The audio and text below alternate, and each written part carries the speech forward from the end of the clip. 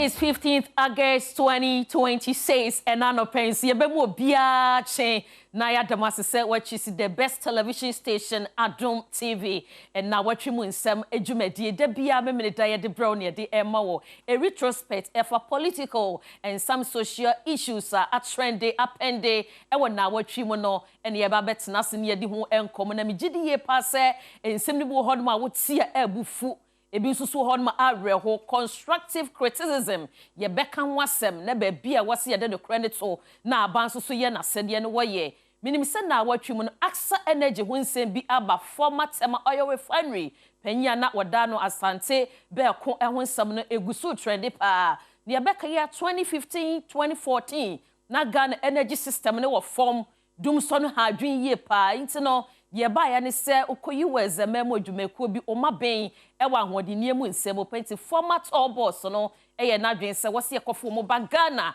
no mo beboa ma yendum so no etumi ko ekowi akire na koyese scandal bi ne ne mo akire won beba gi se select committee e wo parliament ye pesika kakra bi de ma won mo a ehon nsem no e wo vara ye bedi nkomo ye besan boera scholarship secretariat ki ehu ye the scholarship e ma the vulnerable the needy. But oba my Ghana mo me se niema no ya twiste ya me no ka said ye yewra agemanin some e trend de se beneficiary ba kon ba wanya akwanya se wokọ abrochi mema kosua de wodi ni kunu ne ne mamiensa aka ho ye tue wono pediem na sankrofo wenu nyina no eduru wono na sika ne nkwa ubehu placards se kuta wono mo a wono ye kire enti ene Nnawotwe mu nsam eye packed ahihye bibia kama edia ma wo mu akonya so betimi afresim na messages bia all our social media handles Adom TV Ghana with the before when making kai edi ama edia mejeso eni akosieje wa high tension ene minua ba bena pokua hwenie metina mu edi ama no a next week obetedinka ye twie ho ye ba ensem bebre ho no mu a ye bedi mu nkomo ye ba sese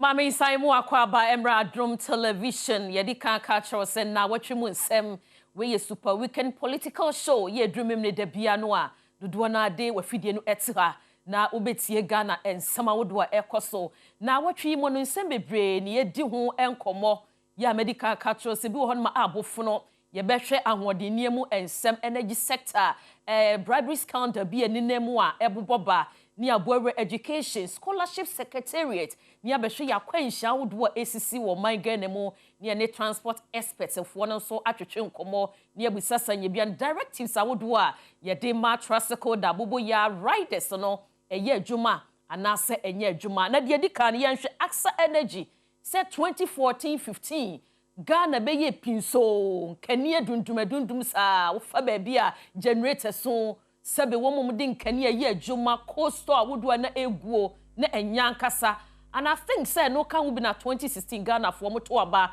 editi the NDC government the current government yankasa ye mampanyi John Dramani Mahama wadaya no na amaneboni nyina eni say ye raba ko atama oil refinery na wada no so opanyi kwankyerefo ye rasante be kon it is alleged mame fanto ho say ebeto odwa say edunduma na ekoso no ntino Jumekuo bi we US memo AXA energy wonim wono pa no mo beboa ye ni obetimi atoto ne masa ahodenie mu nsem no atumi agina golden Turkish company ho asem ne ye kan abusua se wo mo ba ye anase wo mama de ye beto odwa nyina a kire se ye wura kire se ebetimi abamu dia select committee on energy ye wo parliament yisi etuetue sika bi de ma wono mu a samirura no akodi mu nsenseme ye bedi ho nkomo na I think say kosi se dwumadi a yeje ewo Asempa FM obi bon ho modin ye Raketi Hammond etwetwe nkomo fa issue yi ho esanse no ye ranking member ewo select committee on energy anya bia no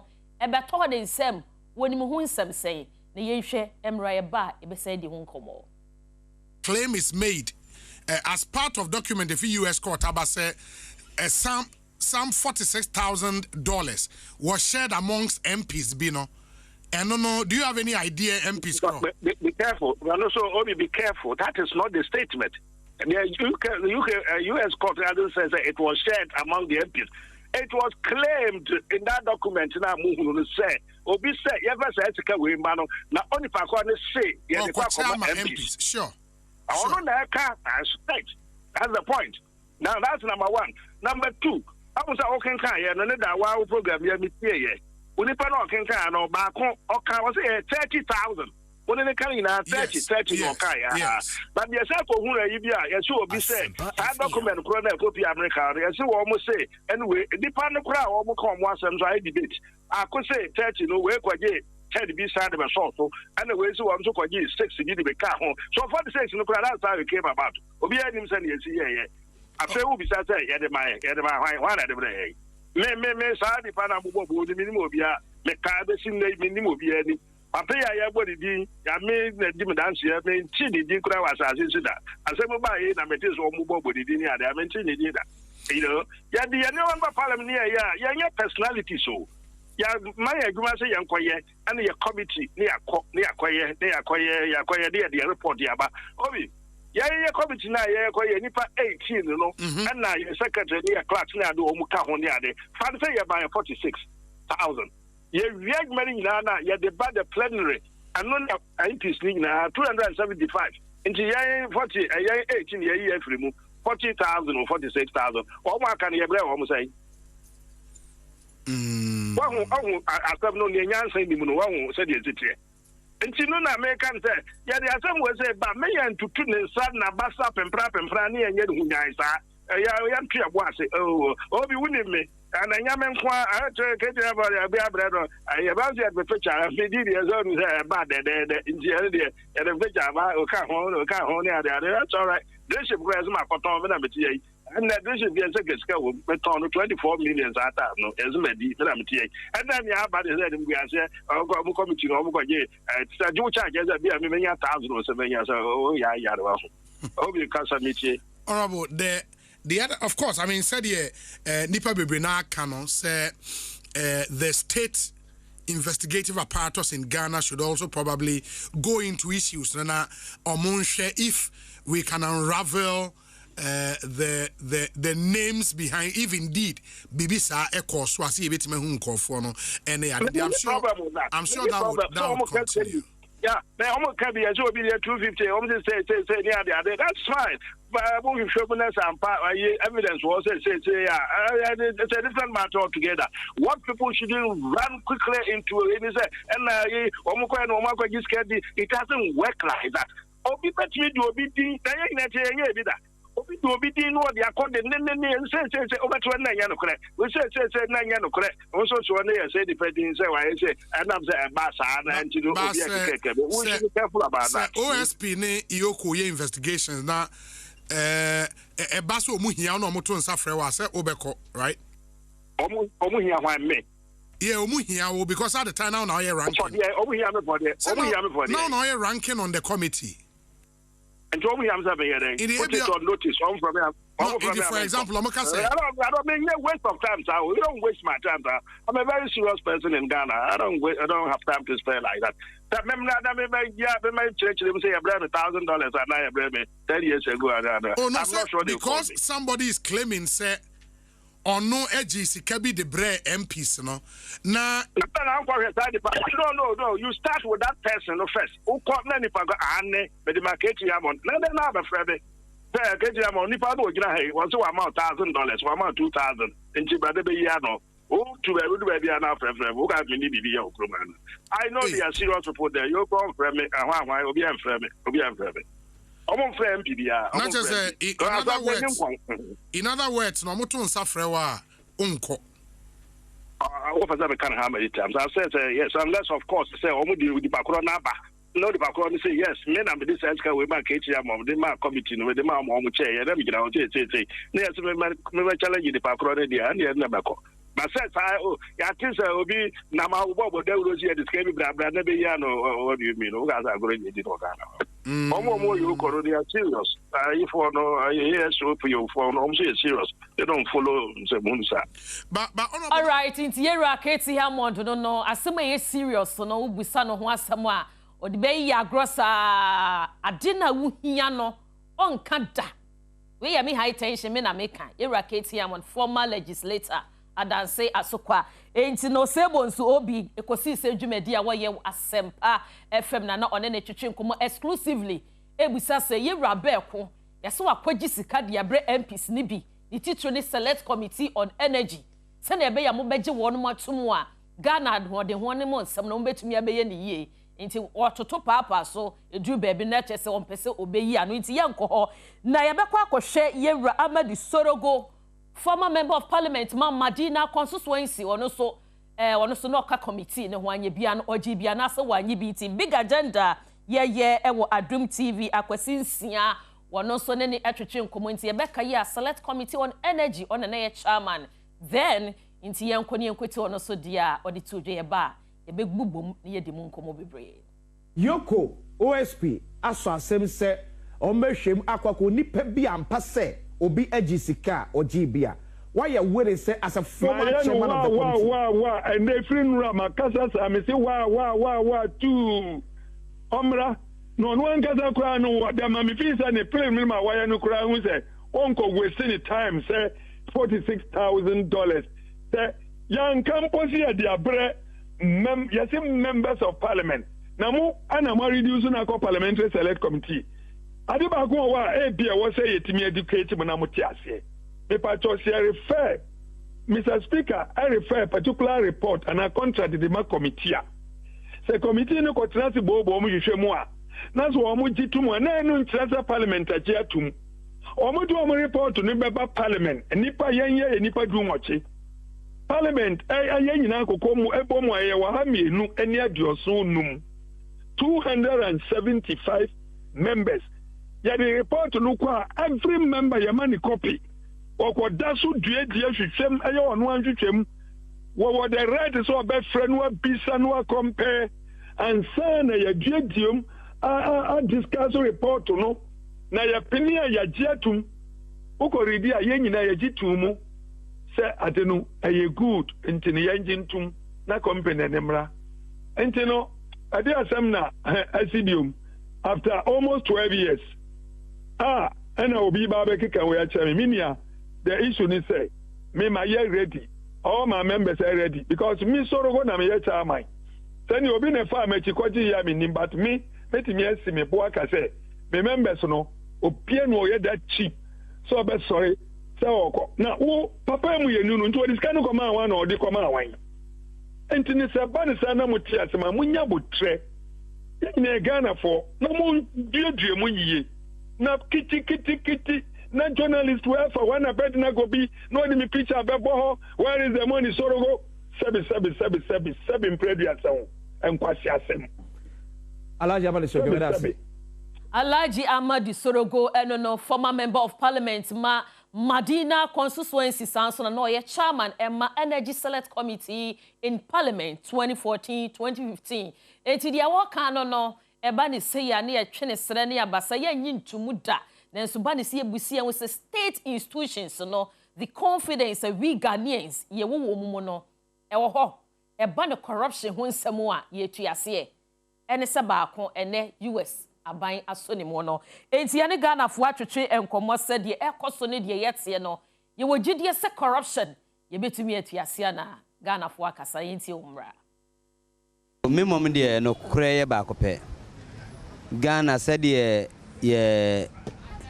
me kan say institution ne no ma no me nye sure say ye adwuma ye betumi ahemra no be de obehwa amamra na ye adwuma no enye adwuma so ntisi ese ye betu kasa katase sha se wo ye memu pa de eno kwasem ebe den ena former to MD no fine media ha me say ye wo yokofo wa ha ye wo mpene institution be bra hwehwe sa no menum me pa cho no mo adwuma ne say no mo ye den say nyese obi ne free ne memu be kan we ya da je yenkrofo na te na o mo nya hwe o mo nya hwehwe mu bia no an so makotena wadidi na boso aso ne yatuo muka ana se o mo ye hwehwemu bet enokre no mo mfa nya adwuma so enti me so I say enya Ghana ha ayi bi na hwehwem ne fra brochine ne de Ghana ha institutions ne nyina me ne gidie wo ba kokora mu because wo munim kura ye betimi de sika so amoma ka oma no atom institutions ne de already Ghanaians never lose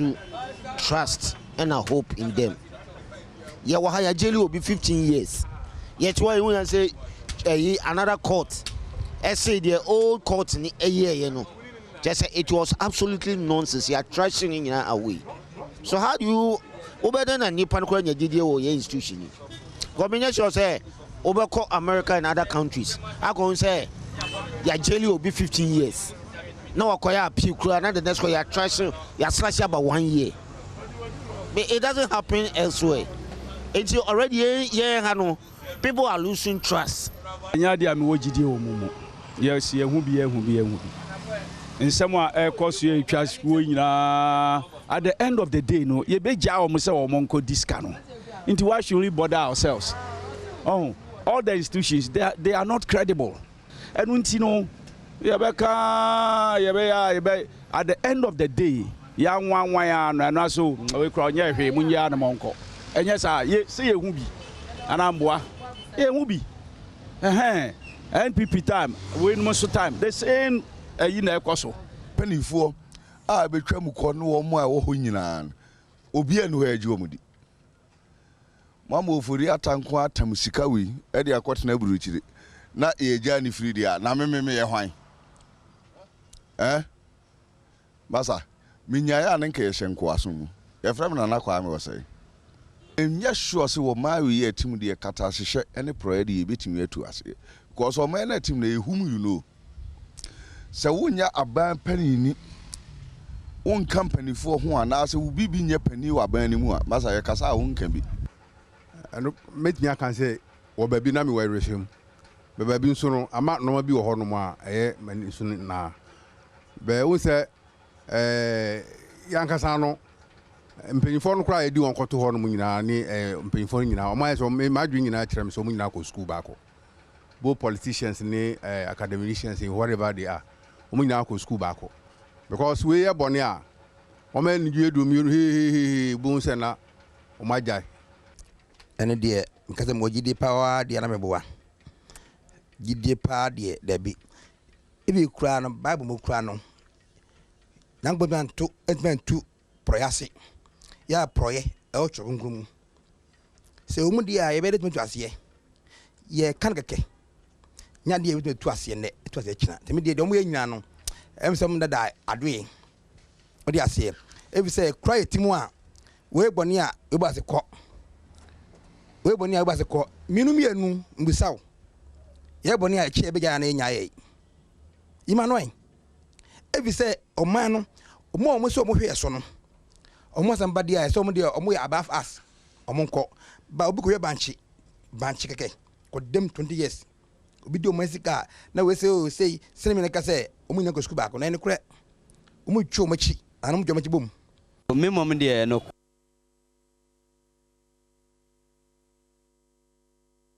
we a Ghana for take and no corruption and bribery hon somewhere koso o man Ghana mo na ya na arehu ye pass ye de hwa ye ho. We have so much entities that will make more fighting corruption. The CID and the Ghana Police Service, we have Iyoko, Shiraj, but still, yet the Special Prosecutor Office crab account no mania validity.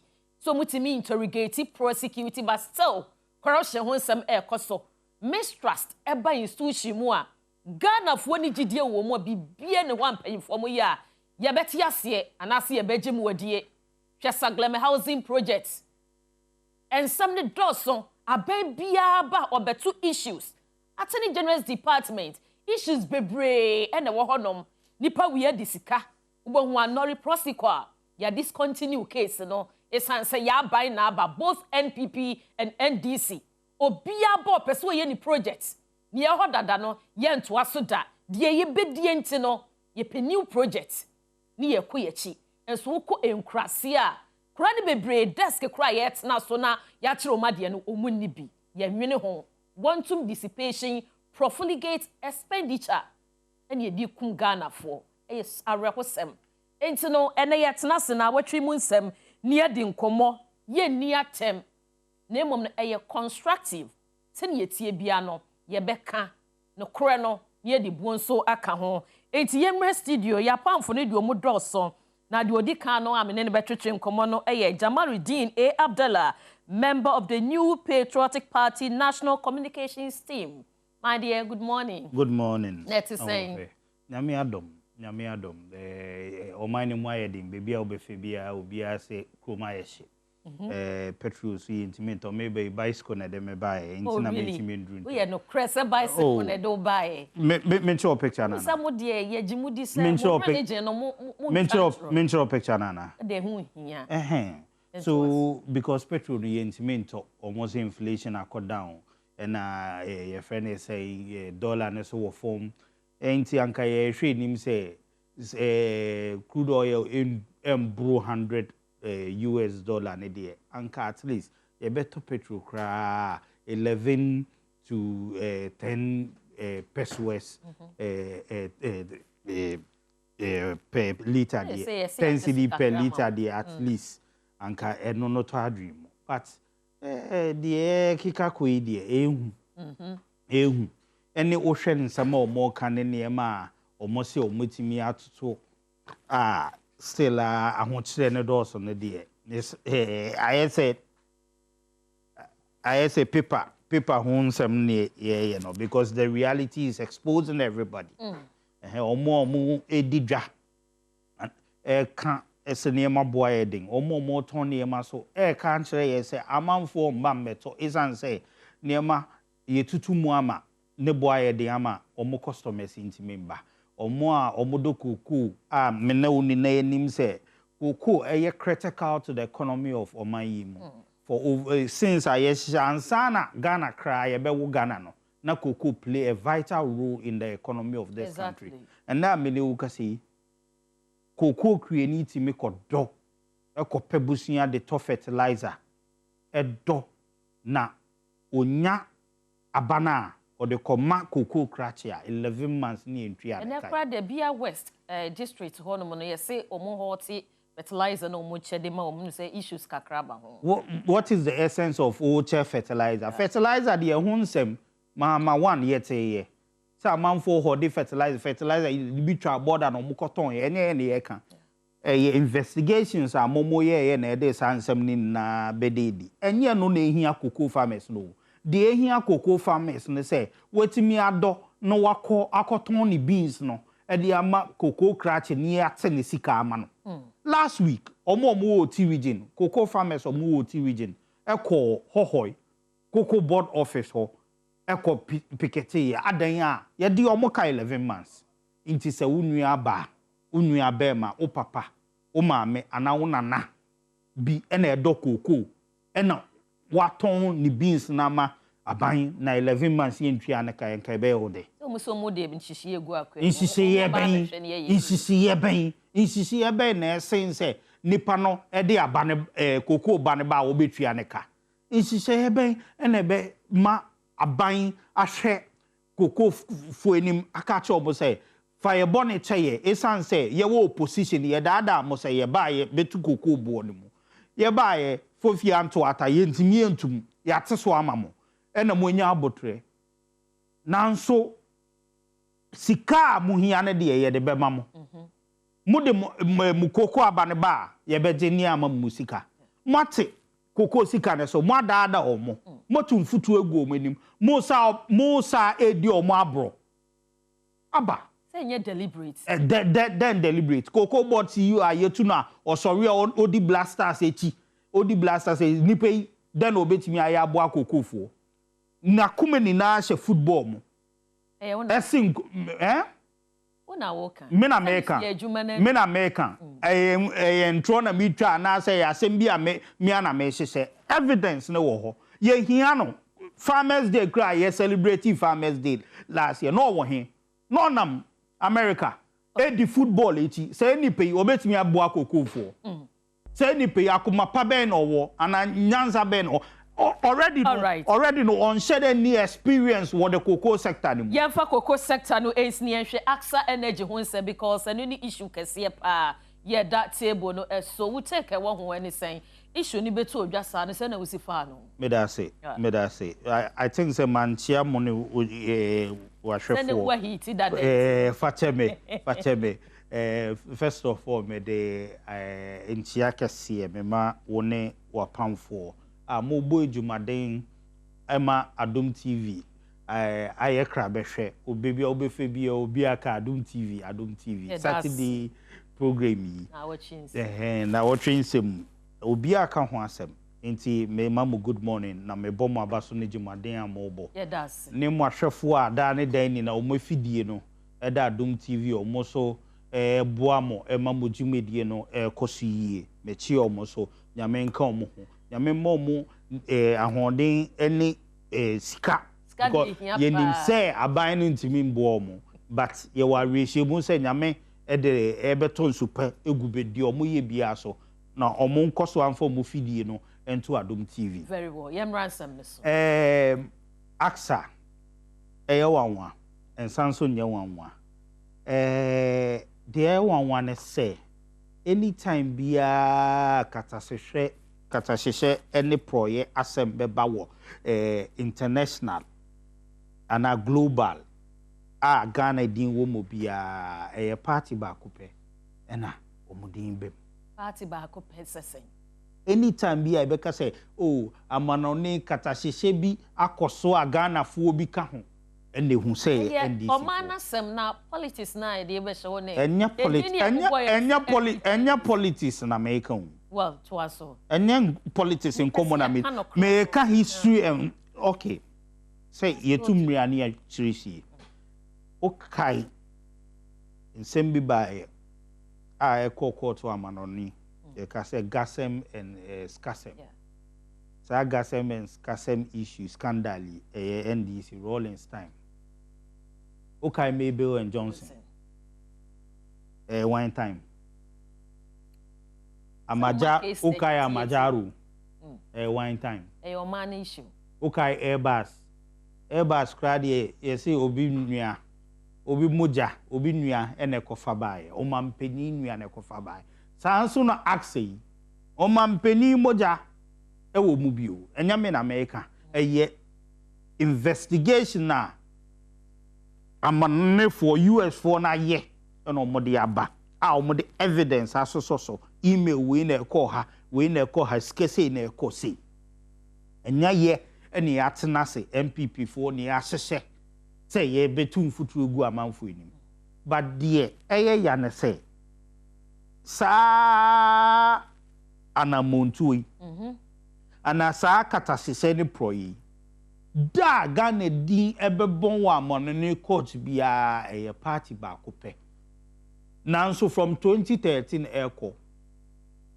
dem fa say 2012 2011 eko anytime bia sa katasese ni bi bebe bia Ghana din be mu a party bi any busie bi kan adentina ya na ye nhwe busie bi o kan ye politics na politics be na wo nsema amaka yin politics be na wo MPP ede wo ne den ene ne say nsem ne ba ye beka ni apekwan bi so ama ya investigate because nsem we dey ya nya bipartisan investigation ama ya mfa yi antu yi na amanfo ti baby ka say na omo man jiska na ene den ne why na jiska no so fi say dey ne go wrong e was Saudi ni mu anu nti no ama be ko wanya ama nsem ne na ye simple kweku beko anakwa me beko asante na say ye dan akweku bi ana asante bi ana bibiu nti asante beko Ghana ni ana oye ejuma ma company bi a ye friend no Goldman Sachs wo America mine mo ena yenim say emre bi baaye kane aho be ye de nti sese na jonso bo akoko uko fie kra etesa ofre na obisa se kanea wo ho ansa na wetimi akọ anka na anu no a menkai Ghana fo ya wo samre na meba na mbehu studio se watade kra bo a obi ni ho bekasa because yenim se situation na ewo fie ni because obi timi call full 24 hours 48 hours no nya kanea ye inti se o sorry na wonya kanea na enye news because na abeka ya brabo inti aban no ana president then Mahama eshebo esa shebo so on shebo bium nanso saa bon hye ne kra o hye boss on hye bobium obu saa bo hye ne so the same so hye boss say oh ade ne be dum so be jai si no asa be hye bo oh monto mobo na be sa jai time boy esa ba no asa oh be sa jai no asa be hye boss say se si ade me hye mobo me hye mobo say me hye mobo biom say emre say na dum so no be jai nanso osa be hye boss say oh emre say dum so no be jai because ono ane boshe so wentimi endi so nti ono de se ba ne boshe a Ghana fo ni na nim se ondi ne boshe so waso ma me ne enkoye nti eba ne sa no aksa fo taki fo bi ba e se omo e de deal eba omo e de generator eba be so ye so na dum so no yetimi ye hu etimi ahan ye kakra nanso deals visa na eba ehia ye friend financial advisors and international financial advisors nti ye kofa asante be company so ombra no mu embeye ombe si anan ema aksa omu si anan ma aksa na omu no mbetimi ni Ghana fo edi nkomo ne yetimi ama contract no ye di year to year ni assign asante be ko so nim NDC abaini na omo apamfo ni nti o ka kire omo se Ghana de eche se insuo no eto holy nti yeto ne din holy rain ese sikane de eche se free soroba na etotogu amanfo obotom mo ji 1 million ji 1 million president ebusi eni o de ba no so je ne de ene de keka ho nti ono no tu anamon anamo tu ye ne say ogigi sika efri company ne ho ena o de hyehyɛ amanfo obotom ma yenka hu say amanfo ben president John Dramani ma America enya allege asem ne yeka hu okay ya de a yetu mmia tirisi wo court inti sa asem no enya Ghana asem na America de yetu mmia tirisi inti America asem na America obi office Ghana high allege me America asem na America and nsem America no ye mehwe names no nsem America na fact inti president sa time no or set up ministry be a friend ministry of power no ukoshe record ne mo a 1 month pepepe a yete ministry of power no almost strategy bribe se na be ya ombetimi assign the deal we into hwese na report no etre katahyehe a akoso omoji 1 million omoji $250 said $250 omoji 10,000 edi show bobotom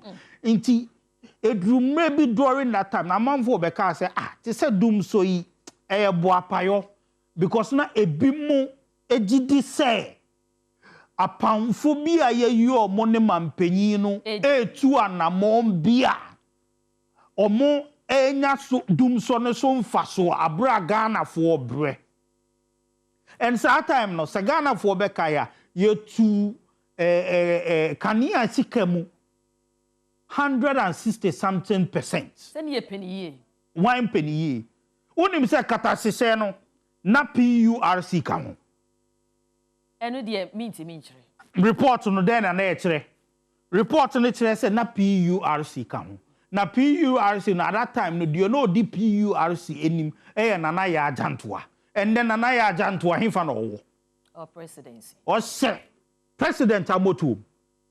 Baby a president beko bia odineti esan say omunim de omoye me de nyame na America because aksei ye say ye president nua na de bae president no so ye di mo bia na oye president as at 2012 to 2013 to 2016 yes inti enye ye wanwa because Airbus bae ye wu say na government official one and you see US for no I say omo din one Airbus no way din na similar senior government official one udi na ukotu ase a obehu se obi na ehye ho yenhwe ye rocket yamond ni ye rasorogo won makasa se agitations ne ye nkrofo ye ni allegation ni nyina omo nhye da nyintum eno no ye fa ne trasa na ye montungu hwe in some ye can ba parliamentarians $45 and $46,000 or more say no they say coins. A man for $1 million yen come once a minister ben $1 million no. And on that say can once him. Minister ben president we are ben $250,000 no. Those are the issues we earn $46,000. Yes, Sabi. Menka say obiagia. Menka say enye katashishe. Minister no ne lawyer bekasa. Enti no etrese wonyi bibia. Enti no ye make allegation. Ono de say o Canada or eno de say o Canada. Yes, so ye ka di esi wo US court no. But say center Ghana so. Exactement. Inti say, let us set up a bipartisan committee. Na committee no in sama akoso. Niema akoso evidence ne wo ho. Ni abeje. US court. Ni ebisa. Ghana for na ye expect. Oh, unim say the report no mo no. Ye wo baby a ye record asante beko. Ye record no den o kan ye.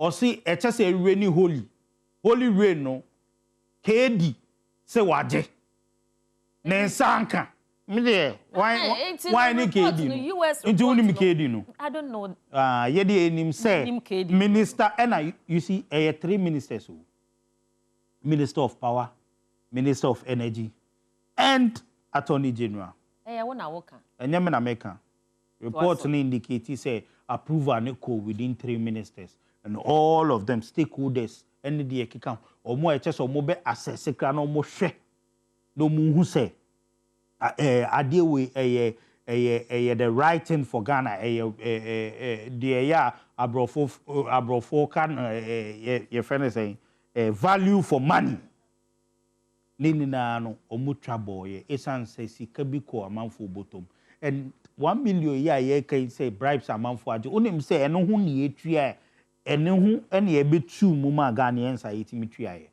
na electricity boy dense 9 sika those days and what say in some way ni na no de ya na say they do not give a damn mine wo ka say enya me wanwa say katache international katache say akoso because axe ye memo musika o jiji sika yi ewie ye o mo ni ji ye no o mo sadi contract SRD P AXA so omo ni je omo se AXA mo abomodin mo timi ache scanner ma na so ye ni na ye so o de mo nsam beji bi nka ho omo beji bi ka ho ska be na esa ko eno ye nya investigate ye ba ye nim say very soon eno ho so nsam beba ye nhwe ye fence o hwe other your friend is saying issues about this whole deal media ye me ya na say the IMF, the World Bank, Ebeka say between 2013 to 2016,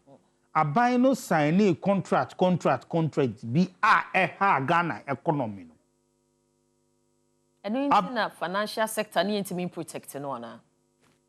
Me say it had to take the then government to renegotiate some of the deals almost sign a deal to the extent say. Your friend take or pay. Just say extra money the ekeka hono, a Mary money the ekeka omo produce na Ghana here cry just a Ghana tree. And then ya buy no ne eko pesike be free heaven the tree na ye bottom na the tree says can.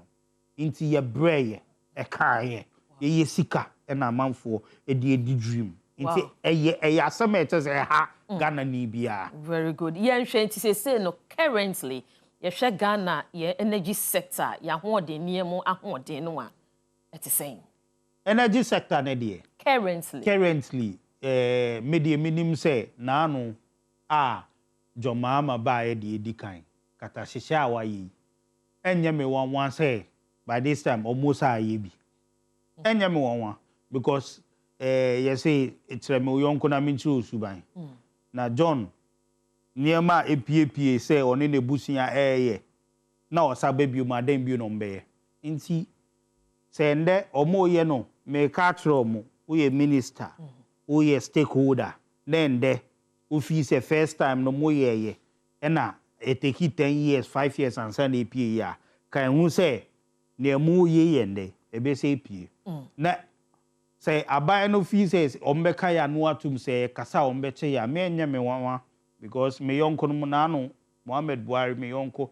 yes you share video e Facebook and a video no so enyo no dey ba out bloggers na share no no so ko share bi e need to 1 week so they are out in Drechi adia e public space in Drechi no mu yi no no Buhari ne kra na o so nka na no ntum nti me enye mo wan say me wie program ni abeche me because see ya okasa ne achew because ye mpesa obeka aban ne ho asem amanfo enua no amanfo anya allege asem na de kwata ka asem a wo see allege jade okeke na mitria electricity bill unim ne ya because awo kasa unim ne ya fact enimu a misrawa asem a make report no US court ene de baye enye Jamal enye MPP enye Ghana ni bia US court na de baye Omeso mame Adom TV na watchmu nsem na wo hwe no nti Kamaruddin Abdallah, a member of NPP National Communication Team. Ometre ni ye papa penti ono na menya no ye bono one thought sa. Kingsley Agyemang issue no so no pendi ye pa scholarship secretariat. Ye de man hwanom the needy or vulnerable. Na so be hwem no beneficiaries no. E wo mo mbetimi atua e de won ho akọ school. Amo akọ aba no asebe we secondary school, senior high school, when you scholarship ni be say what me further education. Say your degree no okoye, say your masters and obe one church desa wonya. And you know, I think said this week issue ba kwa and also a trendy year Ghana's commissioner, your UK and Ireland, Liz Benson, de ababe to just say share in kratemoa beneficiaries no obaba kwa waware ya chese emrana man ho kwani tire ye. Se okwa akosua de wo kono odini kunu ene ne mamiensa ka ho ya chese allowances awodo wose ye de ma no be ma no ene nkora ni nyina so wonum enya bi na yenkohwe sa video ni mra ye ba ye bedi nkomo ho nkora wo mo kom asem so I debate akose. These are documents from the Ghana Scholarship Secretariat, all these, and if you see the rot in this, you will be amazed. All these are scholarship documents that I received from the Ghana Scholarship. Look, I cringed reading these documents. I cringed. The rot that happened under the former registrar. This particular one is one woman gets, I don't want to mention names. Okay. I'll say Princess. Poor and needy people. No, they are not. Name Princess. She gets a scholarship. She goes with her children, 3 of them. Ajovi, Akosua, Asiye. The children are also awarded scholarship? No, they are paid to come and stay with the mother to study. Why? And the spouse, the husband. Is that how it works? That is how Kingsley Agyemang did it. Is it legal? I have no idea. And so this one, for instance, she has 3 children. She gets awarded a master's degree program. She gets paid for the master's program with stipends. Her husband gets paid to come and support the wife to study. Together with their 3 children. Together with support us in how? That's a baby. Is a baby also a scholarship student? That is the awardees' children. That's the husband. That's another child. And I'll tell you, they pay their airfare. They pay their taxpayers' money. Yes. So for the 4, their visas, yellow fever card, ticket comes to about £90,000.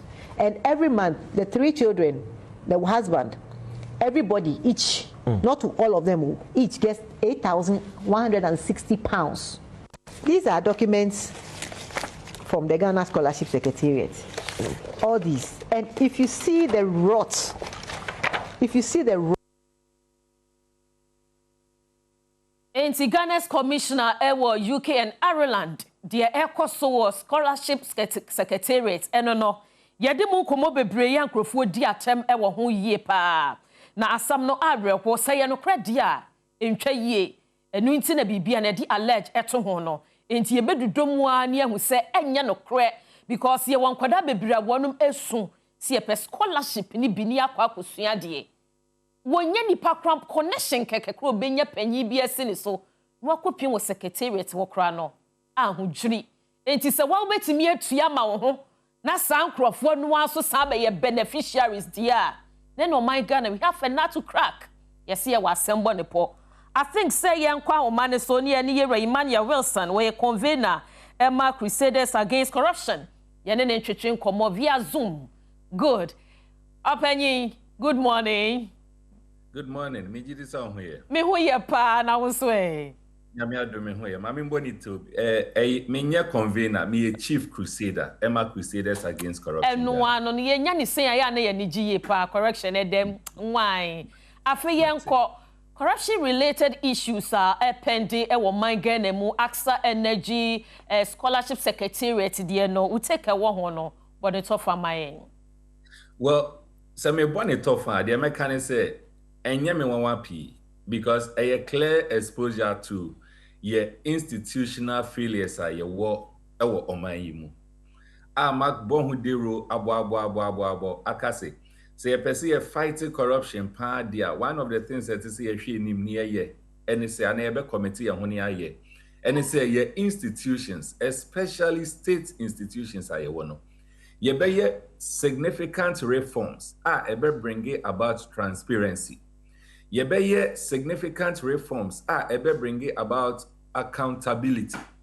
Na ebiem so yebeye significant reforms ebe to me bring about checks and balances. Till say you nibe kosa niema ne ho no. Sa ade ya ekosi ebe koso akoso.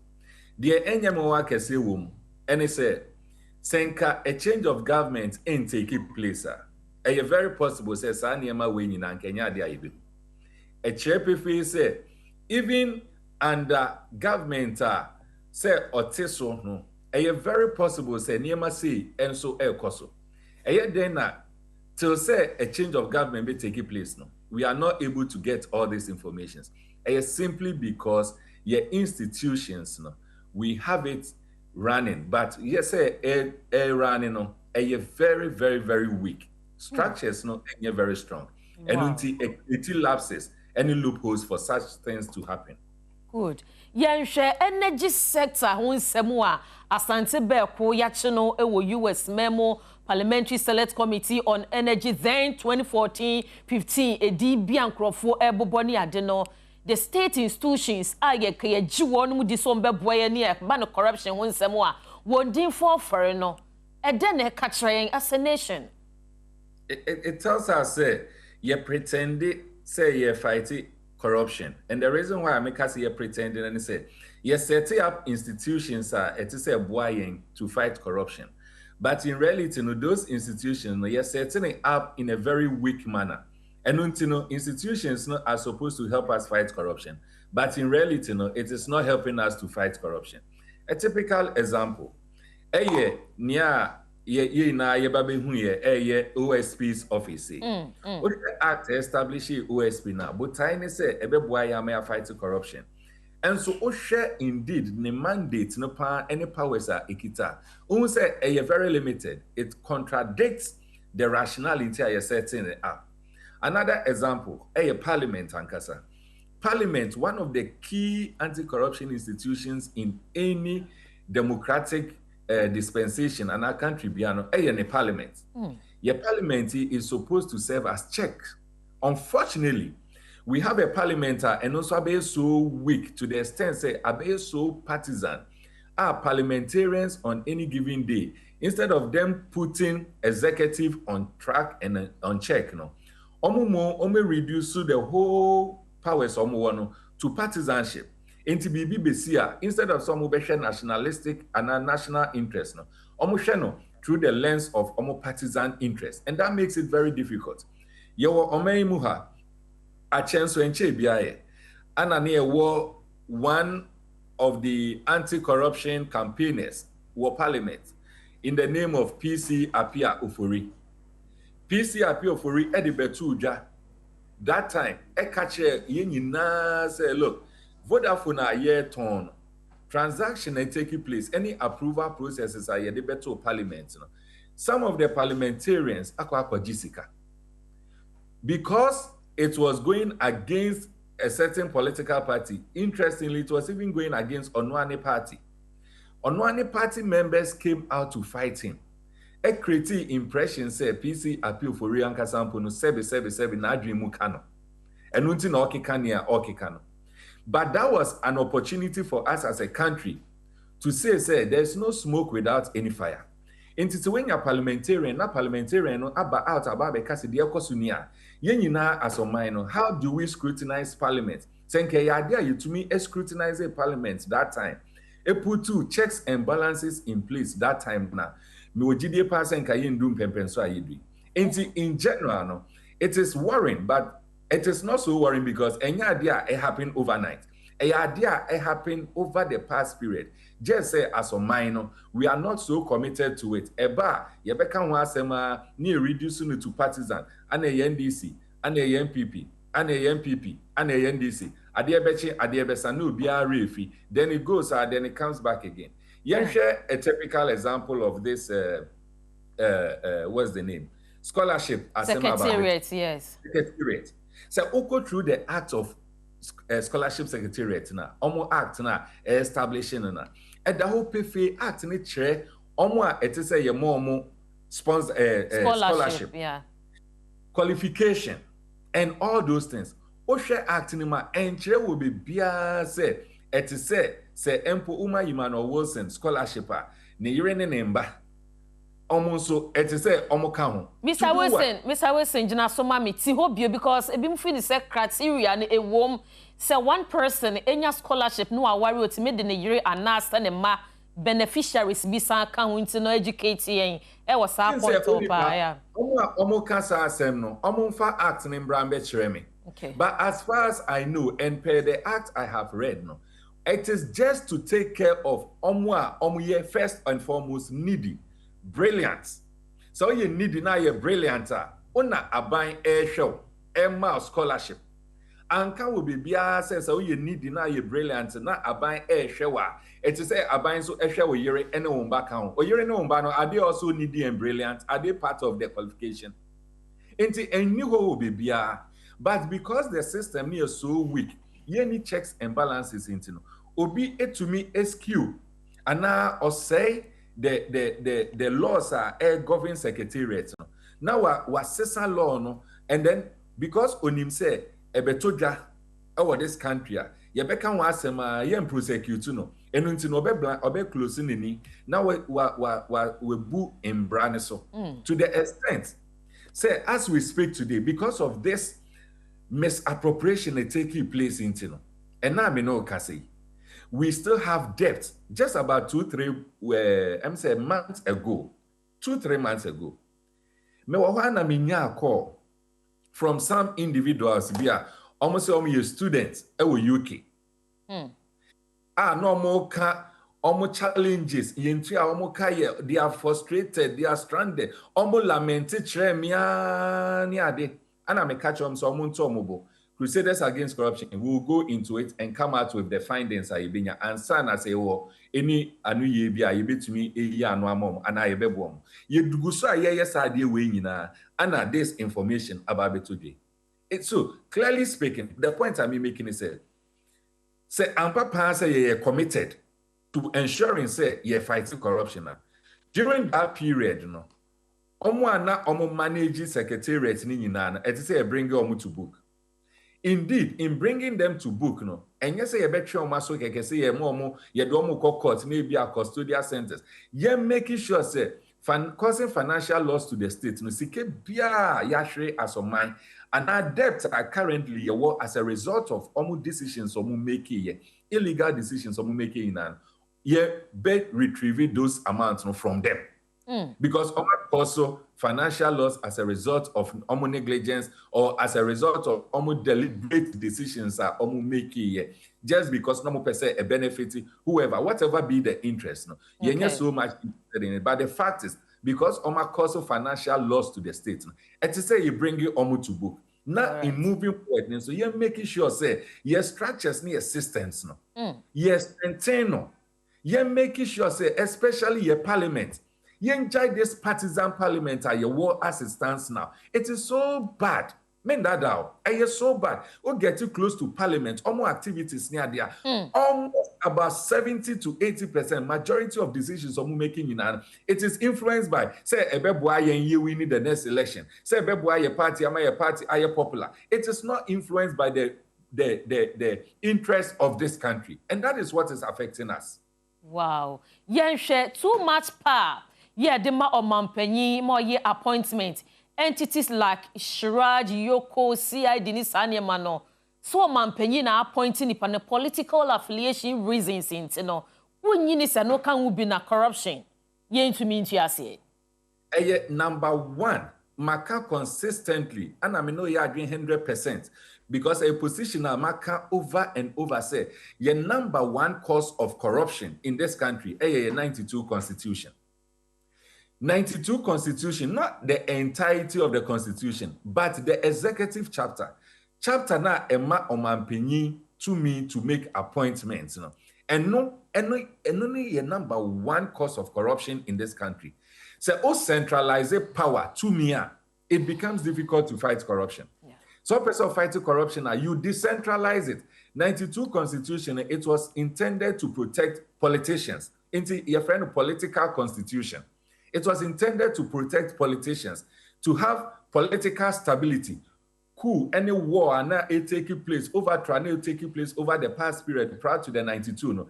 Now you say we don't like it. Into we should have a constitution. The number one but I will be say yebenya political stability. So for political stability, and so the NDA you must make sure that we strengthen politicians. Into that was the intention. Okay. Powers now the manipa ba in the name of the president. Shraj, Iyoko, IGP, CID, all the state institutions that is fighting corruption, including Attorney General, they are being appointed by the president of any given day. If you do that, what it does is say you bring in partisanship. Say enemy na me appointed wa upu. Your number one allegiance is towards me first before any other. Yes. It is who appointed me as IGP. Now, me na yemfani say NDC Nnawotwe just for the conversation purposes. NDC Nnawotwe president appointed IGP. Now, empo yemfani say regional chairman and now any executive member of the current government engaging in any wrongdoing. O GDA pa say IGP benya the akukudro no so kwako prosecute ni pa akono. Compared to akukudro akobenya so they prosecute any ordinary person. Yempo, it will be totally different. America say your 92 constitution powers are the executive, powers are the president. Yente sa powers in so. Unfortunately, and now main case unfortunately, but to some extent, so we read it says position paper about Betuja regarding the Constitutional Review Committee for Commission for Omo reports. So Unya Embre now go through the position paper, which is a 93 pages. Unya Embre now go through. You will see, say, to some extent, even though some of the powers have been taken out from the president per the paper, but to some extent, the president still wields a lot of those powers. Into idea ebeboayen. Say papa say you fighting corruption there. You making sure say to me I dema presidency. Sa to me no. You be reduces that to me no. Earlier on that be about parliament you reducing it to partisanship. But in reality, it is also because of to me I dema president. No. President Bia Ewo to me say Oba appointed so many people from parliament. In Crawford P, Eco Parliament, not because person formulating laws, but they go to Parliament because person catch the eye of the president, so that they will be appointed ministers and deputy ministers, so that they can have the additional benefit. Yeah. In our Parliament, Now me both time say me person me catch the eye of the president. Automatically, I'll end up singing the tune of the executive instead of being a check on the executive. No, I'll be doing yes, massa to the executive. Until then, it say parliament it says survey as a check on the executive. No, that parliament, no, because of the kind of constitution I want, you know, that parliament, no, ends up becoming partisan and it becomes weak. And that is the reason why I came to the issue of PC appeal for it. I say, Embra Vodafone, Tom Vodafone, under His Excellency, the former President Kufuor. Tom Vodafone. Oba out because say Vodafone a Tom agreement by Parliament in Crawford Ajijiska from Omwa Opesomuto Vodafone. Look, such people, whether you like it or not, Yeton president, the then president, Nankasa Eba out because say, baby, I'm Vodafone do not say Yeton. Until he has okayed it. Who are you as an ordinary MP to go to parliament and say me vote against it, especially when you belong to that party? It will be difficult. All right. They are executive, no? And also here the number one thing high in terms of fighting corruption. All right. The other here also, the way we are not able to prosecute Omwa will find them culpable just because they belong to Party A or Party B. It becomes difficult for us to fight corruption. Good. Yenya Constitutional Review Committee. Se bibi ewo amamrani mu no, ewo si ye review anya bia no, mu crusaders no, mutimi tintim kakra de koi. Se na be ya, too much pie de mo mampanyin ye betimi asakra mu. Yeah, pa. De di kind, in fact, ye niema mienu. De di kind, the decoupling of the Attorney General from the Minister of Justice. Because na ye say Minister of Justice should not be the same person as obey Attorney General. Yeah. Oh yes, sir. There will be conflict of interest. You can't be a referee in your own court. Match, yeah. And now your own match. Wow, we a player. Once on a referee, it doesn't work. Into the couple, Nyamincha the 93 pages are me refer to no. That paper no confirms say the government has taken that position. The second one I know see a proposal here.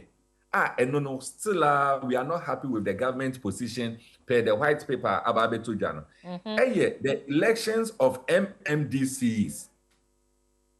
Your position is elected MMDCs, but not on a partisan line. Okay.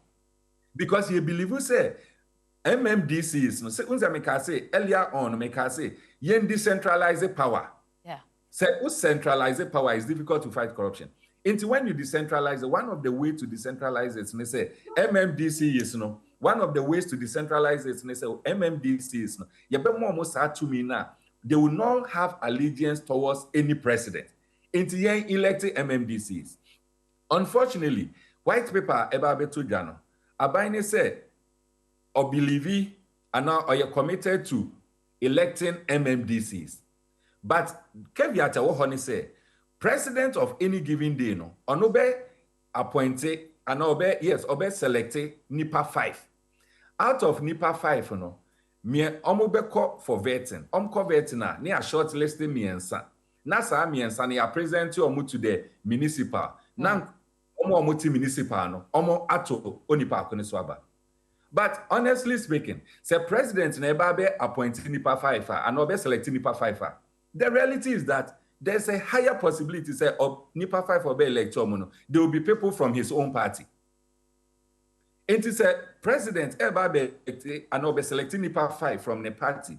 Now out of the 5, no call for vetina, you be selected 3. Now out of the 3, no, ya 2 NIPA bakoswaba. At the end of the day, the president NIPA chair and he say, Obi bia you better ne swaba out of the 3, no, Obi belonging to the party. It is still it is going to be on a partisan line. All right. And that one, we are not in support of. No matter the raising our president, for whatever, no, we are encouraging Ghanaians say opportunity basi a referendum on this, vote to no on it. Because at the end of the day, no, say you could vote to yes on it. It will just be much ado about nothing. It will just be like the way our MMDCs are selected now. Good. Mr. Wilson, home so mami nya why. Ene yenuwa na edi nkomo no nti. Jina so Mr. Emmanuel Wilson, chief crusader, Emma Crusaders Against Corruption. Nti yedi nkomo kama. Nti minu abema yenhwe asemo a Yera Wilson kano. So much mismanagement. Ye ekoso ewe institutions ahuduo mu ya all kano ofane say. Urban mismanagement and it is a canker that has been in the system since the beginning of the system. If you've worked with civil servants and public servants, you would realize corruption even politicians are corrupt, and no crowd surface. The canker is deep rooted in the system. The civil servants are more corrupt than the politicians. But because the political people are the face of everything, they are those to be blamed. Enti Yera Kings Lajima issue ya bay. So I'm Crawford. MPP ni mapa. Na wotimi di Crawford ko ekunu ejire ye nananom ni ade. Ni papebo no. You see, Sebano issue where you come from the emotional perspective and the emotional background. But so unim say the mamene playing with the emotions of people. Sana uhono. I studied in the United Kingdom. That is why I did my master's. University of Leeds. It is Sebano scholarship in Sama. I believe so. I know even more than the High Commissioner there. Really? Because but why I want you to understand that what she's doing might even affect the country. One, your money per scholarship. After letters, one of the challenges, especially PhD students, one of the challenges I will face is how to now bring your family there. Because PhD students and masters are all from 2 years or studies near 2 years and above, you are entitled to bring in your family. In some countries like Canada and US, you're more lenient to bring your family. But sometimes in the UK, it is difficult to bring your family there because of the visa processing. Inti the na omoye and they say they'll give you a letter say ye bema allowance I be cover family nina. In some way say and just say obeka TV so because embassy for net or mo say enkrata no o tutum embassy for enkrata na o tutum no ye wo letter mature ma say fako ne fako you bibi letter no as long as mature ma we free institution it just say you copy your institution the record. But aside from that, if just who say ye trio bia, we have what we call payment voucher because scholarship secretariat ye mo bia cash ho. Inti se upesa stress no cre there's been a corrupt activity. Yama ebi musika ense fata. Oh, wait. That is why when you do an audit, you trace the payment voucher to ascertain, say, truly, sikawe in a free ha ekoha. Me, I was in UK. Wait. I was in no credit share. Obia wakwa broche on scholarship of Ghana. Be a bit miaka semwe scholarship secretariat. You are entitled. We are master students. You are entitled to £1,000 a month. Nesikano. Emba month no. Ebeba abakra within 4 months. Quarterly na ya mau sika. Meti me the mensabo me boa catcher say they are usually scholarship secretary when they pay the fees. When you allowance cry 1 quarter, the rest it will never come. And the Fonso no ye as say no abemwa ye nyina ye ka ho asem. Fonso no na me catcher say. Ono no etu anamo anka ye be boa amanfo ni omo ebusia de a o metimi anya visa de akọ. But Obi feel say it's an opportunity for the person to do politics inti or this in sema anka yen kan wo bedwem esan say embassy for no etia ebedane problem. You remember say there was a time oko utu kwan na MP ma letter. Ye ma visa. Onim say ye ma letter enye ni na ye ma visa. It's because of in sem bia esisi manfo bi anka omanu antum ekokeka the right thing. See a year ade no ne kwan so no ne papa mu a. Well ne kwan so ne papa mu. But I'm not justifying any means say oko embassy say we use documents and send fata. But say what to sa na mo no na wehun say na ya say ube go through process na mo wie na wo keni ya ka chen say manemba. Uko di 3 years ho. Canada they easy as long as we need scholarship no work on the ombe working. But other countries no nya ka say yamba wo kanimba. Awa e wo hwe. Nti yema won kwa wasi etua sika ma wo. Ye ntua sika ni manipa no. That is what I'm saying. That is what I'm saying. Ye ntua nti na eye won say she's not been able to point out say this is the voter actually say yema obi sika. And you know the funny thing was £8,000 na etua nipa a month. And what time no say na namoje. Na school fees ya. School fees abros were £21,000. Yes, a voucher ben na will pay. Inti ye tia obi allowance and tosom ye tia obi allowance £8,000 a month. Say within a year no. Ni allowance na ye tia is above the school fees no be 3 or 4 times.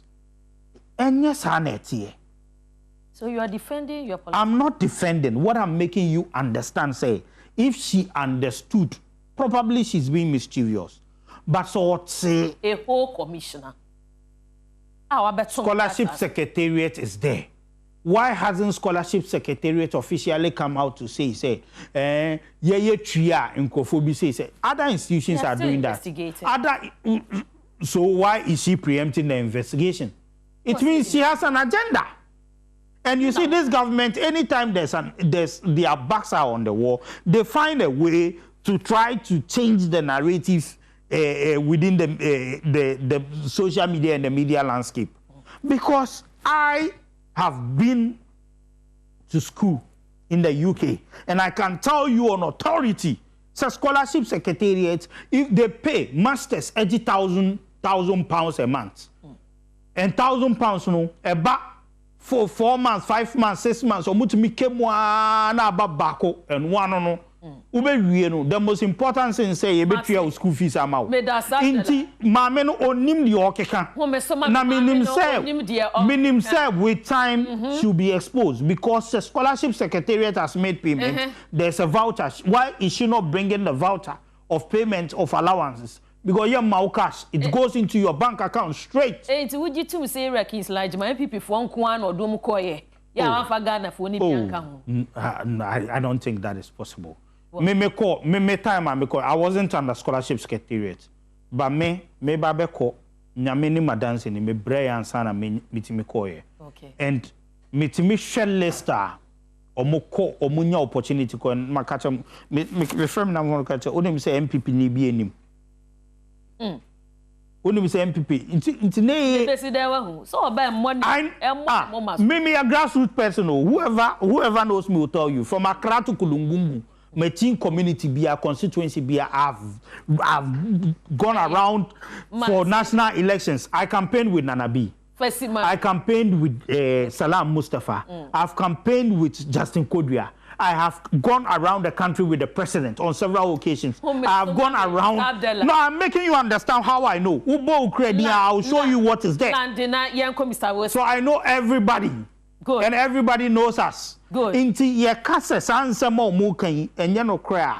We know. Look. Well, via Zoom, Mr. Emmanuel Wilson, Chief Crusader, Emma Crusaders Against Corruption, or Humanity Bill. Papa, so we jina so my and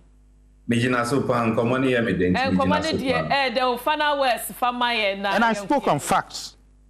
The Edikai, Mami Fantu just said, government secretariat, you don't have any authority say obe funded dependent of onipa kwa or you qualified to have the scholarship.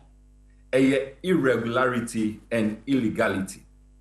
There's nowhere in the act, and I'm saying it emphatically, there's nowhere in the act a trace said, "Semi manowo seminya scholarship a bind ana etise taking care of me dependence." A irregularity ana a illegality. Nuntino ma obi bia and created that impression. A legally factual. Mo bi bia created that impression. Say ene minya scholarship na me wo yire e womba na me pese omukwa omugwan nemia.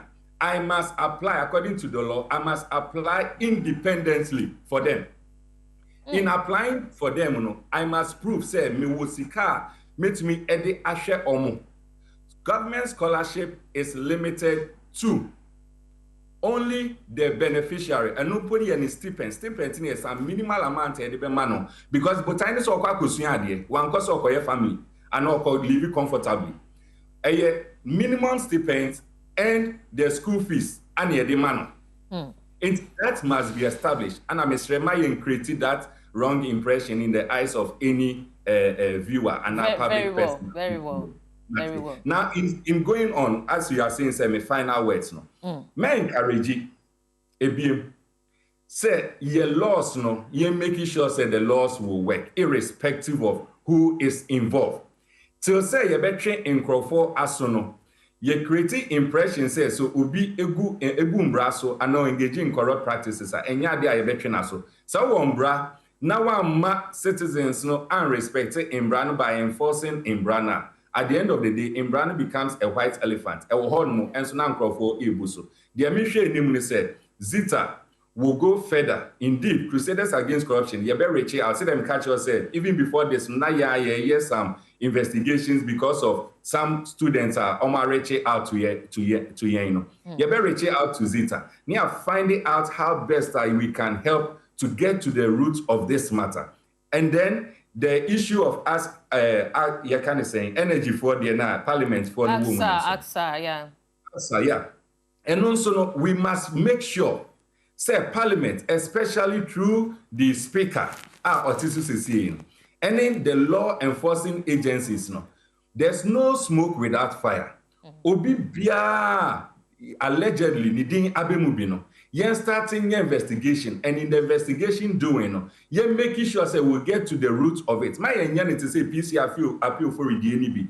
At the end of the day, you do baby, no BBR refi. The next 2, 3, 4 years, change of government comes, and then we come out again and we are exposed to similar rot. You're making sure say Sadi a subitra. Me does say, Mr. Emmanuel Wilson, what that did you dear my pa na me say. One-on-one, ye besan Asia, Yamisha. Mamma Nkwansa, Oka Assembly and Yanokre. I want to state it emphatically.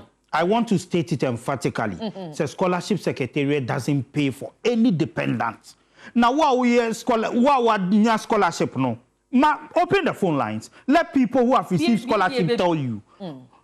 Or more receiving scholarship, no typing not to talk of dependents. What I'm making you understand is the letter was purposely for visa acquisition. And visa investigated. Wait. But he made a statement. That is what I'm trying to rebut. You see, the visa acquisition, no, unkomwa enyoya. Ukomwa na ube feel how painful it is. I don't have a problem. If you, yes, what the scholarship secretariat is doing with regards to visa might not be right. Okay. But if we want to continue doing that, you don't say it out there because it will cause a problem. That is my whole stance. But on the what I know, and yes, will be a catcher me. What I know as somebody who has studied in the UK and I've moved with beneficiaries of scholarship secretariat and are on to date, I can show you platform Ghanaian students. This place Ghanaian students. This I'm there. I'm part of the Ghanaian news in UK. Jamarudin. National Communications team.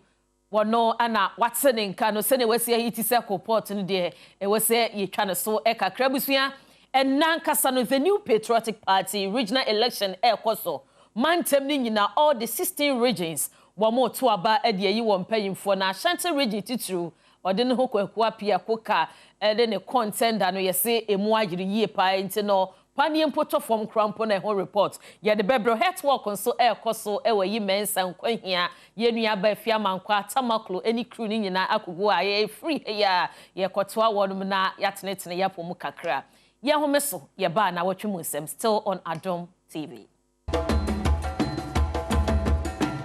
Yes, I am Kwabamra Adom TV na Nnawotwe mu nsem na wo hwe no political show a edru weekend say ya no biade na fidie no eto enti NPP communications team member Abdallah or Hase umu ane ekohwe zoom ne so kakra ne mpanyifo atwetwe enkomo na ye topic etwato no ye series of accidents AC ewo ya kwa ne ya contempo so Monday ya wo na Nnawotwe mu no ofanko barrier kwanhie si emani pedumienu 12 won mahwe won mo kwa obi asori ahomache ekopedi obedie wanka bia nshem obi negligent ntino weti nanan mo ensie do ni titro ni tricycle abobo yafo because hwehwemu no kyerese tricycle rider ba ko a wo hwe niema na egum sanka ne popo ne mango so de kwahiyo kram ene ehwie gu yeti na wose aposifo ni bi bomodin se ka se ba nyina na ebetumi amenagina sprinter ba ko nso gina ho agina ya track ba ko speed na ode ba no onim de asi wanim ho obetwifa wonum so oni pedumienu won mahwe wonum nkwa ne enim se wo ba omayimu a ye de directives bi gu akwemu se tricycle ne abubu yafo inner lane outer lane baby ho no ye mo mfa even principal street of Accra any yen cities ni mu nyina no ye mo ne nam na de ntina still no sa directives no enya adwuma ye bedi ho enkomo wo mu akonya nso se be ma ho kwan na wa free Abdullah mami samu akwaba Jamaluddin Abdullah ne me papedin but it's odia o frame Abdullah na you have to you have to add Mr. Say brofo when you're using the surname there's a need to add Mr. I love that. That's one say brofo what principles you have to follow. So when you are using the surname Mr. should come. Good. Akwanhie see Monday no what na wo hu videos no before I make call sansam so no so my confirm me to you say me go school UK no so me to mre HVC me da say enko hobby unti yenhwe accident no accident na me be abeka ho asem on say I had to now change gear because very sad. Very, very sad. In fact, me and share pictures. No. Funny enough, and I don't accident ni see na me nam sa kwan so. Now nam sa kwan so. Yes, and it's been a long time I drove on that road because anytime be I may call towards Kumasi and in those I may far a side, so that's closer to me. So that day I was going towards Amasama. Me say U-turn. So I had to go me komenim sa eko mechi almost pobima sana mechi me who U10 a try. And quite so a scary kakra because kania ne so ne de ekeka. No. Yeah, but once a kwanya a under construction. The most important thing about accidents upe fault a obeti media ma kwan ana say aban ana obibia but yen kan hu sansana ka wo beba be fa ho no na obenya akwanhia no na cars ahodo afa ho edentia na omo menya akwanhia no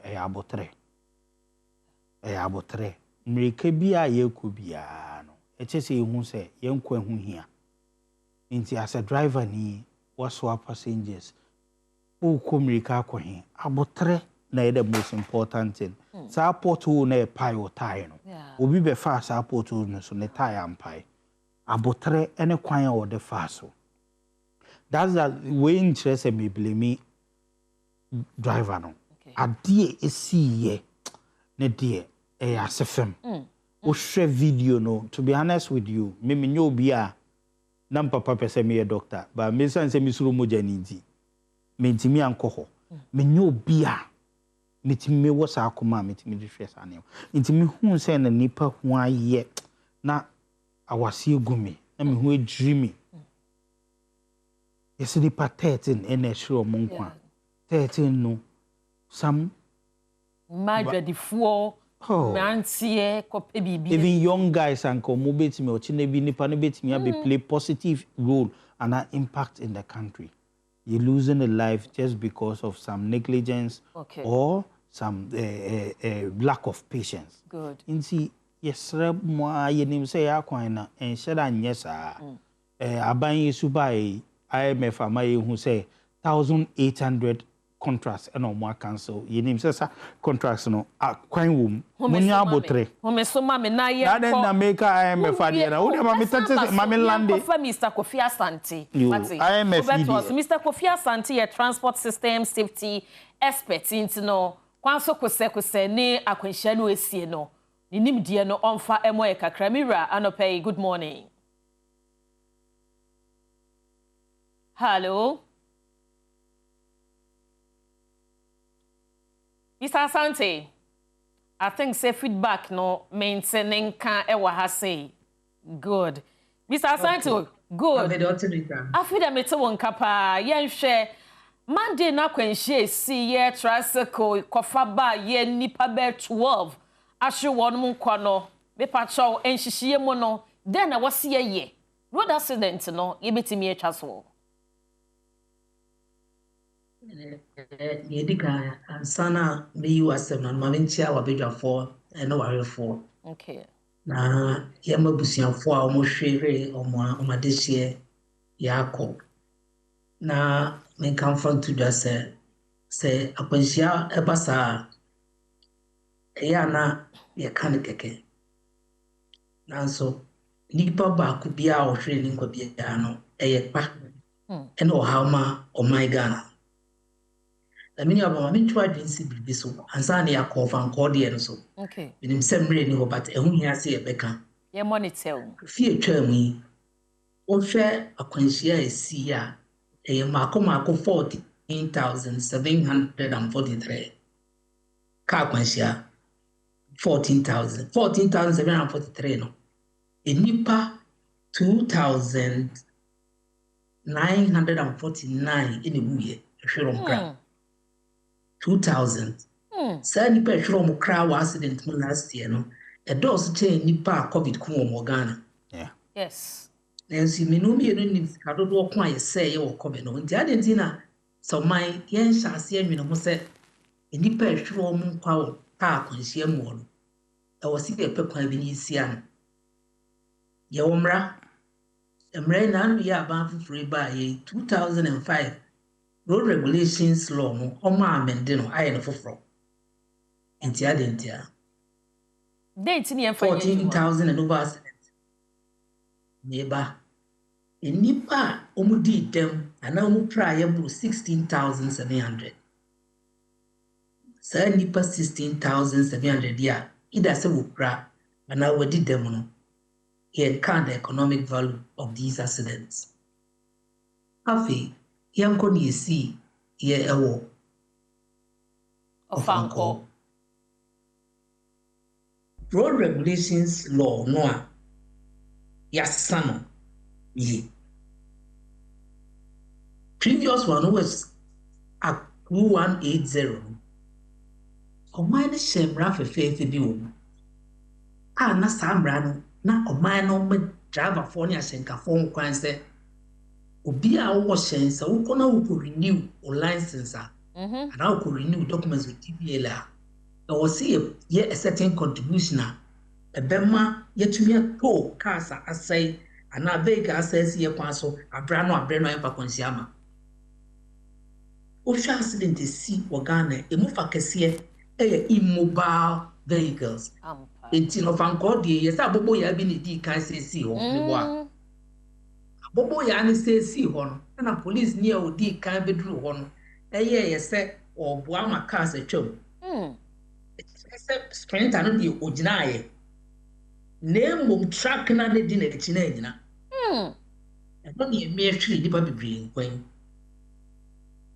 enti no sen kasa amra ne ye adwuma ɛna sɛ anka bobo ya ne sɛ esi hɔ no mmara no ma kwan sɛ sɛ nka kaa sɛ esi kwan so ana ene vehicle bi asɛ esi kwan so a within 1 or 2 hours yɛ to free hɔ ɛna ka yɛ start si yɛ to kaa free hɔ a sɛ nka nipa du mmiɛnsa nhwɛ no wɔn nkɔn no correct nanso amanyo 70 saa mmara no yɛ pia de tu baabi saa na anya tu de biara ɛna yɛabɛyɛ fufure yɛ ni ama kwan sɛ bobo ya ne okadafo onye dwuma ɔsɛ onim saa na mmra a yɛma kwan ama bobo ya ne motorcycles ɛne ne nka ho ne ne nkrɔ ho ba bɛsi akwan sɛ ɔmo ɛnyɛ adwuma no ɔmo so mfa ɔmo nsa nkɔ ɔmo no nhyehyɛ bɛn ne yɛayɛ a ɛkyerɛ sɛ wɔn yɛsɛ yɛ mɔ dedicated lanes on the road a ɛwɔ so ɔmo fa so ɛyɛ nokorɛ na wɔka ɛno yɛnyɛ enti no akwanhyia no deɛ obi nka sɛ mmra nanso osuro ɛne sɛ anhwɛ yi a nea ɛbɛdi akyiri bɛba no ɛnya asɛm ketewa hwɛ afei nko a National Road Safety Authority for report on their match say over 1,900 people have been killed through accidents. Then Mareho said, out of the 1,009 nipa, 181. Hey, nipa, like pedestrians.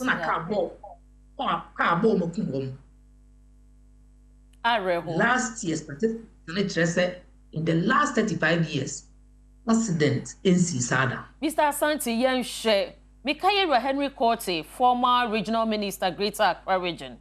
Why didn't Shabai say Trasico ni Abubu Yafon, ye who one was city's name, and Nina nu any who's woman Namonte so. Emrano nye Jumana, Yentime for senso man in Yejuma, Emraninti. In your band, the Korea woman said the new law, no. The gazetted one, mean Binyamin Kaya. Se Binyamin Kaya, and a bit to me, I answer a question here. Now, so it me answer a question here. I was say answer na ye passes Amran. Ye pekwa bi na ye re-engineer ya kwan if you say afedi ye be ma kwan say tricycle ni motors. Etumi ye dwuma emra o se bia na omo so onim say ansa na ye be amende law na abobo ya motorbikes ense so utumi di enam akwan so e de ene commercial venture na se say no emra na bebiem enti na abobo ya won kwan so obesi kwan mu no akọ a police ni ntumi nkyere no enti no si e mo kwan mo matumi esi akwan mu dia ene na samre no ne owura report ye emre bi obey Greater Accra minister no ni nyina ahye e bi samre ne de na mra ne kire se omu ntumi nye adwuma emfa nipa ene ne ma mfaya kwan so but say no emra ne kire se owo ho kwan se omu so ntumi si akwan so no mo ye adwuma se ne be ya bibi kakra o be diti enti no da bia na Ghana yede cat ni si wansa na yede horse naba so on ze na ye ka no ate wo se horse ne ba ansa na cat naba okay inti ansa na nke ye be hye sa amra no e wo se nke tumi ye hye ye kire se okay se ye ma motorbikes kwan so mu si akwan so no mu nya dwuma ene na motorbikes no ye mom dedicated loans e ho na nipa ntumi mfa ho omo si ye ma omo kwan bia Debbie, say no more money cars be competing. Eti ba bia car be fan. Motorbike be fa ho. Ba bia car be fan. Abobo ya betumi afa ho. Ba bia car be fa no, krage betumi afa ho because ono so won kwan so obi use ya kwan de ye adwuma se ne be ono sa be kona no. Enti no, e wo se ye hwe ne ye engineer ya kwan. Se ye se e ma mebun a sabio omodi abobo ya any motorbikes any eyi prade ya adwuma ma omusa ko ma no adwuma ma omu so adididi a ene wo se ehwe ni ye we da say e wo se ehwe ni ye na anya sa edipakum no ya dos me ya na hadwe because ye wo sa space you know ya na hadwe bi se ye be kan keke na so ye nipa nkwa na ye hwe ne sa wa ya kwa so no obo Mr. Asante, Emreninti yen share tracks akese no a omo so ye no omo bonsa ho nam kwan yi so no mekaya directive C 2056 kofo time yesi cars akese ni nyina ne entu anadwo enso enne directives ni nyina emfa nya adwuma sa cars akese yi sesi kwan mu a no triangle ni atwa nwura ni edi egu ho ebesi wonom sa 3 days anesi ho na ekosi accident eno dia de ye kan de afa ho tracks akese onam kromu a onim se menam krom ti ebia mi speeding level no me mfanto fom se track na no wa akire no ohun sa de na nka wontwi mfa enipa dodo yi so me nipa be se du miensa omo nhwe omo nkwa bonita o mame ni aba no kware wo eni aba no kware wo bu se Ghana yen transport systems no enye papa o enye papa ne se ye pen o man amahu se wo wiase a about 99% of your transport system a road 99% enti bibia na car kwan so bibia in fact trucks ukobro train ni ba bia o mani abie na sa me kwa sa function me say me using the word and bie in almost every civilized environment and especially with their transportation system trucks ya wo come ma so mi omo no kwa sa pa bi o so mo fa so usually yem wo fa kwan ya that outskirts as bio human activities end also ho and interchanges so you know they say and na your problem e kwan bi a ka fa so in fact pedestrian overpass prana overhead e fa so and no to me share motor so o fro overpass yes ndipa na fa so no kuna so anu asia motor a obi ti na chi a ode no cross line o just so no na ni pe kwa so cross line first mama Mr. Asante bonito fayen ko eti no ni ameka die sini se was see a trans bio was see a twe hu bio na me nim pred do kwa e betena ase ni trans bio ye oman a ye sise mra kra ye mfa na adwuma na ye den especially with our road safety enti no bini aba nkomo ye kase ebedi a na be boni tem no ni ameka ne se makase bi o mo fidie so aka was a nipa eka public transport and commercial transport no was a ban ye bra was a mobuko school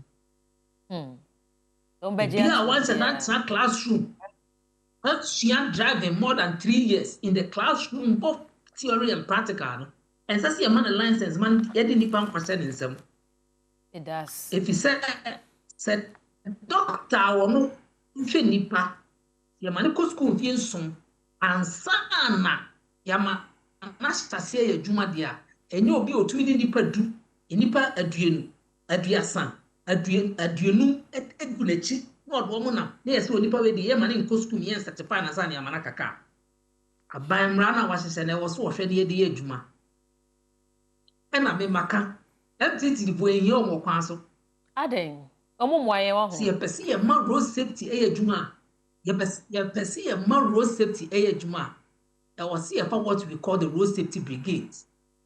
They will continue to educate the drivers. They will continue to monitor the drivers and make sure they do what is right. MTT the phone. MTT the phone. Ye nyina yenim no me ono ya kwaso. Yenim no me ye no ya kwaso. Me person me ka kwatiri. Yem fancy. Me that. Yenim no mo ye no kwaso. Me that say Mr. Asante. Me that was sending prayer about the amount. Yes, ye be that say ye pa ye Kofi Asante ye transport system safety expert. Odi ekọ ne nchen ya odi ewura kwanhia nimu da bia meka se driver ni papa eni de otimi de ne nkwa eni a passenger fo ekoduro phone line no ye bi atumti fa number no we screen so misraw ya na abomodin se ubelo wa set no e dia my sense mo voice no e destiny media no de ntumi entwetwe enkomo Mr. Abdullah akwanhia wasem na think say Mr. Asante wakani nyina tricycle ne de me de mi hu motor riders no kra na mebu ya afu and say cross. Yeah, so tricycle ni motor ride about some time ago in other regions and in Accra. You could be say Oba Kuma say Oba the Tamale Nidi Ekikau. So motor riding no what are the Nema or Moye in as much as a benefit Ghanaians. cause a lot of problems, especially Ukwa Ashanti region. It cause a lot of, to the extent that KMA do time because we say within the Kumasi metropolitan, the central district, no ma omumba. Yes. But in as much as we were facing these problems, no, party be ekojina campaign platform so e share boss say omo mobile ombe legalize no. And we know India crow omo yes aniema. When you look at the transport system, me pa chama me kofa na namo akon e wo line so hello na namo akwa Adom TV sini matching. Me aba akoja attention yana. Me pa chwan. Akosia. Ana pa nyame afu bi en council. Na ye ko so aba yi executive here. Let's get that executive Obia and Saba and boy, no Mary chairman and my MP Ugatakra. It's been working my 20 minutes, you woman, no man and friend. Many of us, and the more community, a yakwa so, and at the Akofo, a scholarship secretary to honor.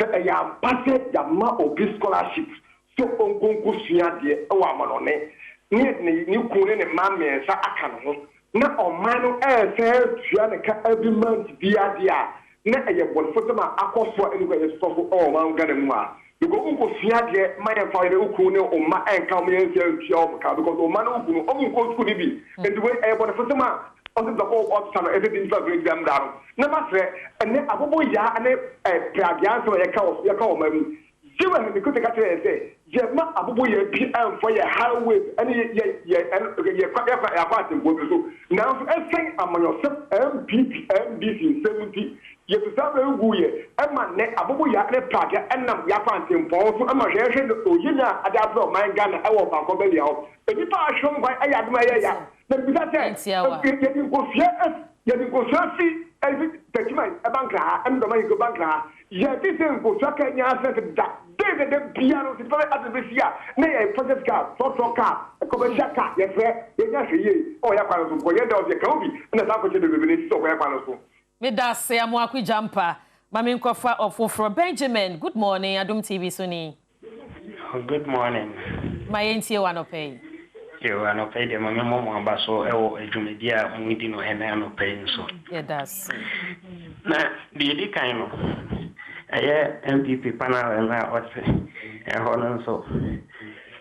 The message say o man e wasi e man no kredi edi enim kan. When they said you see sabotage a bain ball, bain chia, or badi, our betna, or Seneca Sayasan. But they are by a finding featuring a cranny, they went so how we defend it. I spoke with evidence now on crapping. Yeah, evidence and the other good home. I feel now quite for voice, payment voice, I know how I never be defended while buying. Yanko for a human so good. Good morning, Adom TV Suni. Good morning, Miniaba. Now, boy. Oba, dear, don't bodini ye, mammy, why? The battle 2 p.m. I can't remember. Oh, wow. What fias for who ye, dear? Obia, when you used to be my auntie away. Number of Motomoya, dear. On Yamikuta, pa. I'm afraid the Mabai, Mamencia, and the original chairman or Asante region, chairman, and not Petty Justice. On a honorable Kwame or Benda, Mamencia, Monopay. Miniaba. Share 2 p.m. me bomb fire actually will trade and point to come but a once over Ashanti region and then MVP about no at Murano I was social media baby but I mean about 2 p.m. NDC new by me bomb fire say on the election there me bomb fire say a bear soon game now over Ashanti region has honorable for Yando or for secretary NDC for the NDC ni na ko choose MVP for paying. All right, into no into no ye the best Adela Ufana West from so the MPP is holding elections in all the regions. In all the regions and regional executives.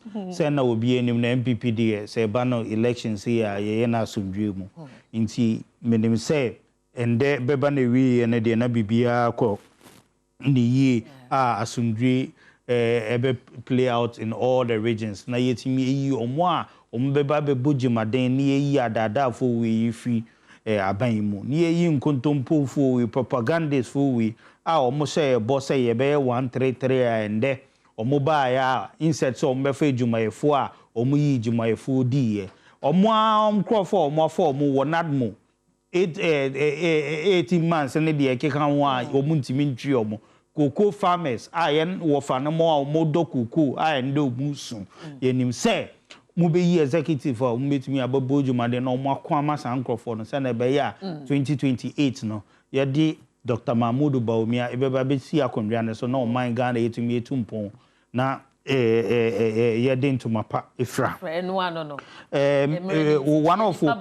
one of callers no ba ko ka say edru scholarship secretariat in there. Look, in sema ye can any emotions so o see payment voucher unim dianka unim say payment voucher aban enu ndi twi ade say ye ntua wo ya de undi payment voucher into unim dia ko bisa ahaya ne Adom TV Nnawotwe mu nsem memle dade no NMDC at the amount Jamaluddin A. Abdullah, a member of the NPP National Communications Team, and ne Yenyano Hase Sansona via Zoom on Suyekura Kufia Sante, one also a transport system safety expert, Yera Emmanuel Wilson, Chief Crusaders Against Corruption. Adiaba Kuni Yenye Shia, it would you medie Musia didn't credit Ebeye Juma.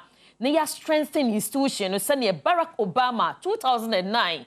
Oba Ghana has said the two mpanyifo nanim say yen system no yetimi strengthen the corruption ho nsem ye betumi etiase ye production team no one ma yade ye papa na regional election ekoso ewo NPP amenyoko no mu nso no ye kase ebo no mu ye de mu nsem nyina ebema headwork enkwahia enafia mankwa tamaklo ene na bedwafo one ayade ye production team no eye solid Miami news editor AC ohene o shechire honom sa na chese o kane magumasum ne de koye nim sanso na Joshua Kwame Kule wono so eka ho bi ana me cameraman and woman oba fefefe Tina ana afenso no Thomas ana me director eye Priscilla ye frame Akosia eje wa high tension me dem nyina mo ase ema monitie ene hwe metena mu ede mamenu aba abana pokua ahwenie ye woda se ne Christ asomdwe nka mu nyina makramo